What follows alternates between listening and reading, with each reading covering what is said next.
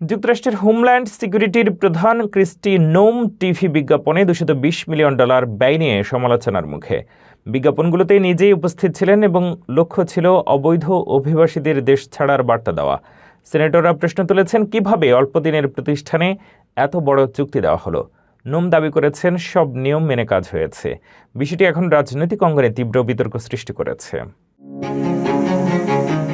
যুক্তরাষ্ট্রের homeland security প্রধান Christie নোম মঙ্গলবার সিনেট শুনানিতে তীব্র সমালোচনার মুখে পড়েন। অভিযোগ, তার দপ্তর অবৈধ অভিবাসীদের উদ্দেশ্যে প্রচারিত টিভি বিজ্ঞাপনে করদাতাদের প্রায় $220 মিলিয়ন ব্যয় করেছে, আর সেই বিজ্ঞাপনগুলোতে প্রধান মুখ ছিলেন তিনি নিজেই।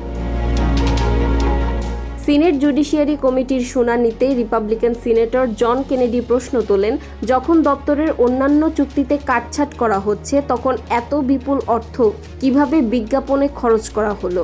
জবাবে নোম বলেন, প্রেসিডেন্টের নির্দেশেই তিনি এই বার্তা ছড়াচ্ছেন।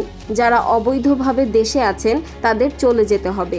তবে কেনেডি পাল্টা মন্তব্য করেন, বিজ্ঞাপনগুলো হয়তো নোমের নাম পরিচিতি বাড়াতে বেশি কার্যকর হয়েছে। ডেমোক্রেট সিনেটর পিটার ওয়েলচ ও অ্যাডাম শিফ $220 মিলিয়নের মধ্যে $143 মিলিয়ন একটি চুক্তি নিয়ে প্রশ্ন তোলেন। অভিযোগ, এই অর্থ গেছে সেফ আমেরিকা মিডিয়া নামে একটি প্রতিষ্ঠানে, যা চুক্তি পাওয়ার মাত্র কয়েকদিন আগে নিবন্ধিত হয়। তাদের একটি সাবকন্ট্রাক্ট ছিল স্ট্র্যাটেজিক গ্রুপের সঙ্গে, যা পরিচালনা করেন বেন ইয়োহো, যিনি সাবেক DHS মুখপাত্র ট্রিসিয়া ম্যাকলাফলিনের স্বামী।